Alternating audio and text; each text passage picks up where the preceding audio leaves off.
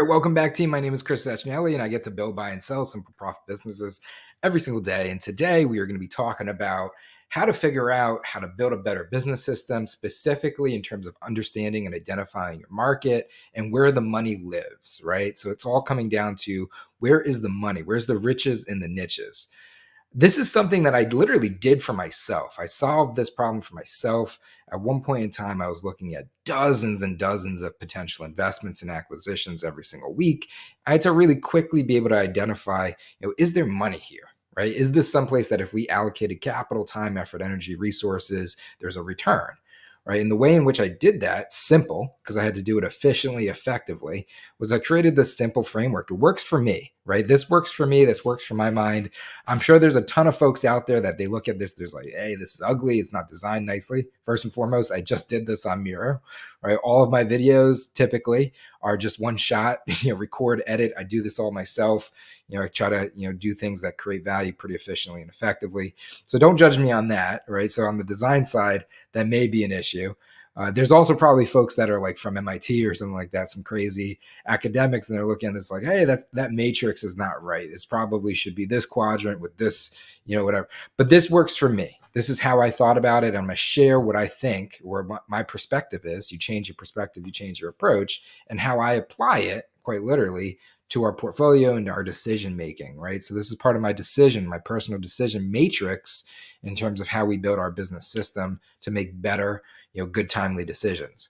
All right. So first and foremost, what is this? This is understanding how people buy, right? By understanding how people buy, you can understand what to and how to sell realistically. Most importantly, the what to sell. By understanding your market and the psychology behind how people buy, you can also piece together, which is what I'm going to show you, how to build a better business system that can capture and convert as much incremental value or the best, highest possible unit economics from whatever market, whatever niche you're deciding to go into, right? So I'm going to show you all of that, and I'm going to hopefully do it pretty fast because time is value and it's cost. So I want to do this in an efficient and effective manner for you. So when we look at buyer decisions, when we look at buyers, when we look at people buying things, what they're really trying to buy is typically a solution to a problem, right? They have a problem and they need to fix that problem. They need to get to value fast. And when they're looking at a decision of whether they buy versus do, right, it typically comes down to one of two scenarios. One, they can't do it, right? They need something, but yet they don't know how to do it themselves. They can't do it themselves, right? It's a can't / doesn't know type of framework. Restriction, constraint, right? Realistically, we could look at it constraints of the consumer, right? The second is I just don't want to do it. I can do it, but I just don't want to do it. So typically, one of those two scenarios results in the consideration of a purchase. Right? Either I can't do it or I don't want to do it. Those two constraints typically, right? Those are two constraint parameters that typically put somebody in the channel of I am now a potential buyer. I am now a potential consumer of this potential problem just because of those left and rights. So on the matrix, I obviously put can't do and don't want to do, right? So first and foremost, that's that. And that's the why behind that. The second is the constraint in terms of making a decision of whether or not I should buy, right? So I know I am a buyer because I can't do it and I don't want to do it. Now I got to decide whether or not I should allocate capital to actually be a buyer, to become a buyer. And what I've found in my practical experience that typically drives people to the I am a buyer decision is it takes me a ton of time, right? This is something that's going to save me a lot of time. Right? I use time as that cost parameter in the contract because time is literally finite. Like quite literally, there's only so much time. So it's like quite literally a finite, it's an absolute constraint, right? We only have so much. I could always get more money. I can't go and get more time. So I like to use time as one of those primary constraints there. Because it's finite, right? There's a finality to it. The more time it takes, the more I'm willing to pay, right? If I have a lawn and my lawn takes me 10 hours to cut versus 10 minutes, I am way more likely to pay somebody to cut that 10-hour lawn than the 10-minute lawn, right? The other thing that I'm considering when I'm making a purchase decision or a buy decision is pain, right? And by pain, it's really equating to a level of importance, right? A want versus a need, right? I need to eat. I need to drink, right? Those are finite things I need to get. I will get those. I need to get those. I don't necessarily need a new pair of designer. I don't need a new designer shirt or something. You know what I mean? So the more that you need something, the higher the pain, right? And what you're really solving for is pain, right? Scenario. People will get what they need, right? Especially when it comes to making a purchase decision. So I put that as the framework here. So that's the why behind the matrix. That's how this matrix, how I designed it, right? At least in my mind. And this has always served me, right? So again, there's probably some economist out there that is like, hey, I've done this like 20 times over and there's a study about this and all this stuff. That's not what this is. I just literally came up with this because this is how I saw the market and I've applied this and it's worked for me, right? So I'm just sharing what I've done myself. There may be some academic model out there that's better. I don't know. This is just something I've used. So when I put the framework down, the matrix, it's can't do, don't want to do, right? This is the low threshold, right? As you go up, it's high. As you go across, it's high. Pain and time, it's kind of like an inverse. Low, low, high, right? That's how I designed this matrix. So when I'm looking at this, I'm looking at making a potential decision. I'm just going to talk through it quickly in terms of like how to apply the matrix. And then I'm going to realistically talk through how to utilize the matrix in terms of building a better business system, because that's the real value here. It's making good, timely decisions, and then ultimately making a collection of good, timely decisions over time that build a better business, right? You want to put together a business system that's going to build as much wedge equity for you as possible to get you to the highest valuations, better, best terms on investment, largest exit multiples, right? You want to build a nice portfolio as an investor. So that's what we're trying to do here. So we'll start at the lower quadrant. The lower quadrant is simply, I don't mind doing it, right? Because again, I don't want to do at the bottom here. This is, I really don't want to do it. If you go to the left here, that's like, I don't mind doing it. Something I don't mind doing. I don't mind doing it. Kind of enjoy it. It's okay, right? And I also can do it. So I don't mind doing it and I can do it. Typically tends to be like, all right, I'm willing to do it if it doesn't cost me a lot of time, right? If it doesn't cost me a lot, right? So when people enjoy doing things, they tend to do the things that they enjoy, even if there's not a lot of gain from it, right? So the pain threshold here is low, right? But, it's something that's productive that can be done. And sometimes the buyer psychology, you got to understand that, like, people are humans and we just want to feel like we're doing something productive. Asterisk, this is also like a B2B matrix. So I'm in the B2B space for the most part. And this really, really works well in B2B. It may work well in like B2C or looking at consumers or D2C. This definitely works in B2B. All right. So if something doesn't take me a lot of time and I'm able to do it and I don't mind doing it, even if there's not a lot of value, typically it's going to, the person's going to do it because it's just, it's a tank filler. It's a personal tank filler. It makes us feel like we're progressing in this thing called life, right? Now, from you as a seller, right, as you as a business owner, you as an investor, there's not a lot of money in that market, right? Because they're not getting a lot of value in terms of solving for a pain, right? And they're kind of enjoying doing it. This is like more personal gratification. So you can't really monetize that niche, right? You can't monetize this matrix, this quadrant, a ton, right? This makes for amazing lead magnets, right? So if you're looking at your market and you're putting together, like, how do I get attention, or how do I solve small problems to be able to build trust over time and credibility? This is a great place to look to either build or buy lead magnets. Examples of these products: simple like Notion templates, digital products, right? Newsletters, even, right? Little content things, YouTubes, right? That's all falls into this quadrant. right? So quite literally, think about like, a YouTube like this. You're building a business and you watch this video and you can now apply this, utilize this, etc. Right? Fits into this.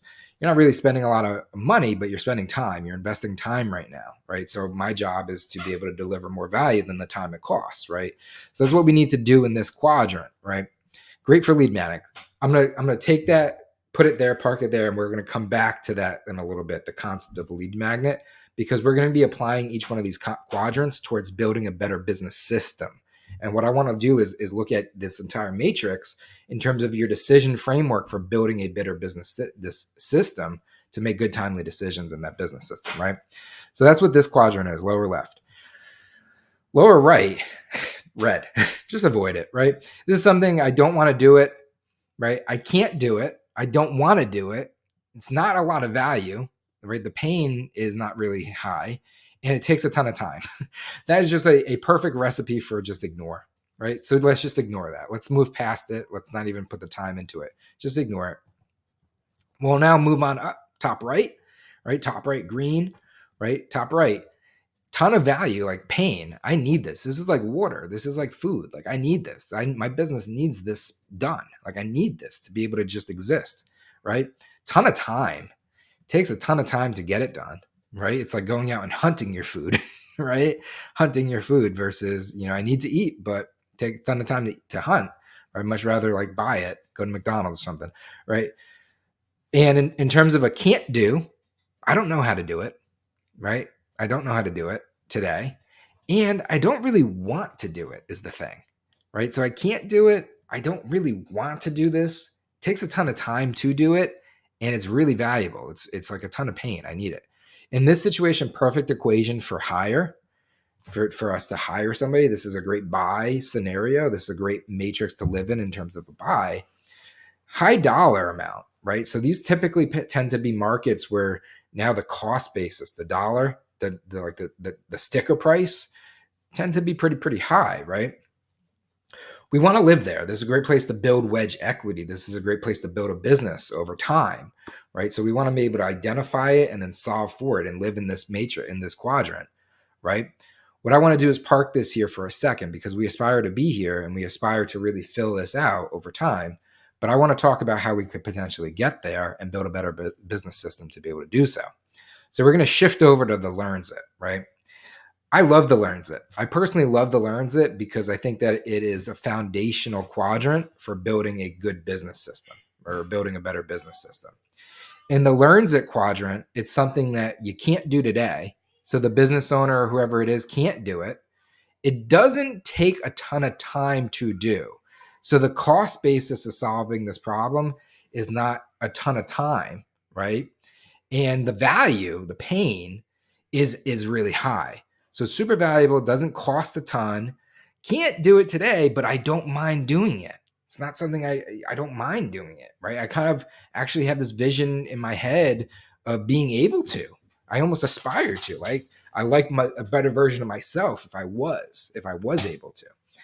Great place to build a initial product, right? Service, initial community course. This is a great point to commercialize, to capture commercialization, to get somebody to pay. This is a great place to monetize and start to build a business from. This is a great foundational point for a funnel. That's why we love this matrix, right?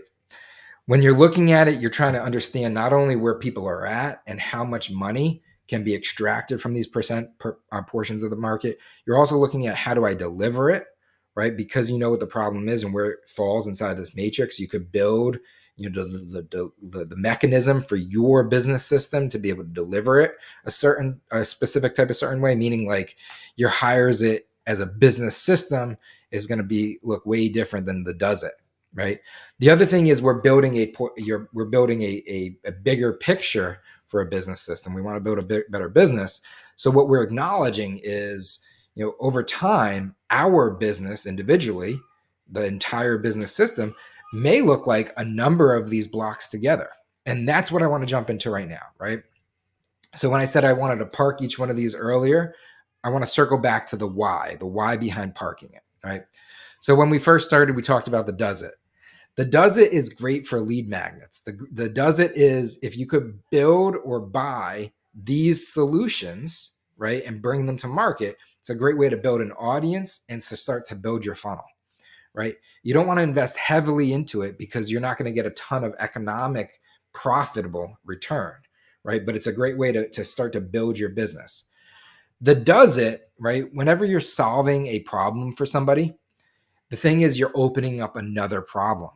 So that's the thing about lead magnets. And that's the thing I want everybody to understand, especially walking away from this, not only the matrix, but also the journey that is the buyer and the journey that is the buyer decision. So typically when you give somebody a solution, which is what a lead magnet is, right? So that's what you're giving. You're giving them something of value that they can apply immediately today. The goal is to understand that you're giving them a solution that then is just setting them up for another world of problems. You're setting them up for the next problem. And if you can skate to where the puck's going to be, right? So if you could forecast that out, if you can understand what you're actually doing because you are good at what you do, then you're going to deliver a solution that gets them to the next problem. And that next problem can be learning something of more value, right? So you're moving them up in the matrix. So you can get them over here. Again, you're always going to avoid this. You're never going to be here. But you can start here in the lower left. And by starting here, you could eventually get them up by identifying something of more value that they can't necessarily do today, but they don't mind learning it, right? Doesn't really take a ton of time. And you can land here. This would be a great place to go from a lead magnet to a conversion, right? So this is a great commercialization point matrix quadrant in this matrix where you're now able to monetize for the first time. And by monetizing here, what you're really doing is, again, you're giving them a solution and you're solving somebody's problem. You're teach, train, and equip them. You're supporting them in terms of this learn it journey, right? Of this problem, this quadrant. This is what's important. This is what you have to identify and understand. And if you want to build a better business on this journey, right, which this is just one of many ways in which you can approach business building. So again, I just want to asterisk that. This is one of many frameworks. But this is one of them for sure. And this works, right? Once they learn it, they could either move back down and end up doing it. So this would be like a community or a course that teaches somebody something, and then they lose, right? They get churn because that person learns it and then they go and they do it themselves. This would be a downsell opportunity. So if you want to build a better business, instead of losing the money completely, right? So maybe you sold something, it's a $200 course or something like that. A downsell could be a subscription into something that is going to continue to support that execution, the do it yourself type of thing at a low dollar amount, right? So you could downsell to build a better business and capture wedge equity. Or what I want you to really do is to do the same thing again in terms of skate to where the puck's going to be. And understand that when you solve this problem and you teach them this, what you're really opening up is a whole nother world of problems. And what you're really doing in terms of problems is identifying more value. Because again, really the value of the degree and scope of the problem, the bigger the problem, the higher the value, right? Again, that pain, right? So what you want to really do is identify to where the pain is going to be more, where the value is going to be more. And what I would love you to do is to build a better business where you're now servicing that top right quadrant. And this is where you're going to really be able to build wedge equity over time. This is where you can build a better business. This is difficult, right? These are easy. This is easy for people to start when they like just jump into the world of business and they maybe launch an agency or something like that, because you're kind of jumping into that top right quadrant. It's bigger tickets. You can sell things for $5,000 a month, $10,000 a month, or whatever it is. You can build a business around it. But if you don't build a better business, if you don't understand the framework or how to build a business system, you can get caught in it really quickly. This quadrant can very fast become either a lifestyle business or a bad life, a bad lifestyle, right? Because they're like painful businesses to build. And if you don't know what you're doing intentionally, you can get caught in it in a bad way. If you know what you're doing, you can get caught in it in a very good way and build a better business with wedge. And you could build a valuable business that you could sell, right? Or you could capture a ton of economic value from the market, because this top right has the best unit economics. Unit economics, how much money you're earning off of each incremental customer that you've been able to earn, right? Earn yourself for your business system. So what I want you to do is to understand foundationally this top left, and then expand from the top left into the top right.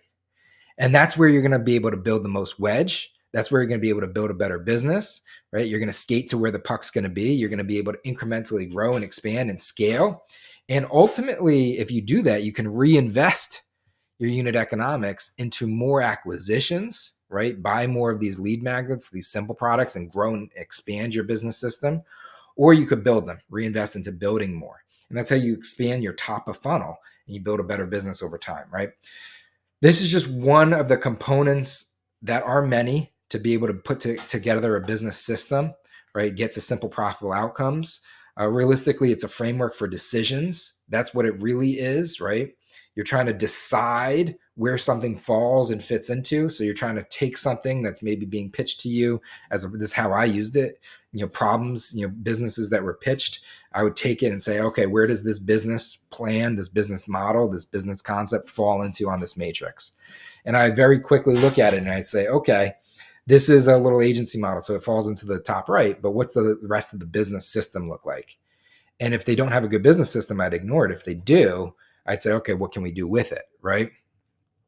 Or it's a community. Okay, this learns it, right? How are you reducing, mitigating the risk of the churn, right? Because typically that's where the businesses, get eaten up. It's on high churn rates and things of that nature. Customer acquisition costs end up, going through the roof, and your retention and churn over lifetime value is very, very low. So it's like, are you downselling into a does it? Are you losing the economic value? Or are you able to cross over into the hires it, and grow the incremental, enterprise value of the business? Or are you just, building a Notion template or something like that? Or you're building a newsletter or a brand or a media? Or are you like in a market that just you shouldn't be in? Like, is this just something that, you should be just completely ignoring? And if you I did it from generics high brush, like 20,000 foot. You could take this matrix and you can apply it to each individual customer persona. So apply it to your market, your customers, right? You could build out a persona, right? Customer persona, which, we have other videos on and other, in the community with simpleprofits.io, you can get help with as well and things of that nature. If you take your persona mapping, you could take your persona mapping and apply it over to something like this, and you could really quickly make good, timely decisions, right? Hopefully this video was valuable today for you to invest the time that you did to be able to get the value from it. If you did, and if it was, we definitely appreciate it if you like and subscribe for sure. Trying to build up this YouTube channel. It's a new initiative for us. This entire media thing is pretty new for us, especially at Bootstrapper Capital, where we do build, buy, and sell simple, profitable businesses every single day. If you want a little bit of help, building your own simple, profitable business, check out simpleprofits.io. You could buy our book, the book on bootstrapping. You could join the book club boot camp, which goes through the book in a structured way. It gives you a workbook where you actually go through and you identify your personal financial plan, which is where everything you should really start, where you're trying to mitigate the risk into building a better business. For personal financial plan, your personal why, the VP MOSA of your business, vision, purpose, mission, objective, strategy, action. So you have good strategy equals focus, right? To then, what is your business worth today and why is it worth that? To then put together an actual equity transformation plan to make your business more valuable. How do I build a better business to be able to make it as valuable as possible, get to higher valuations, better terms on investment, larger exit multiples, right? If you want to do that, we have a structured way in which you can in the community, self-paced as well as community-driven. And then, of course, if you go through the process and everything's a good fit, we also work with folks on a portfolio basis, whether through investment or as clients as well, if we have capacity. Hopefully this was valuable. And if any of that other stuff is valuable to you, definitely check it out. And until next time, good luck.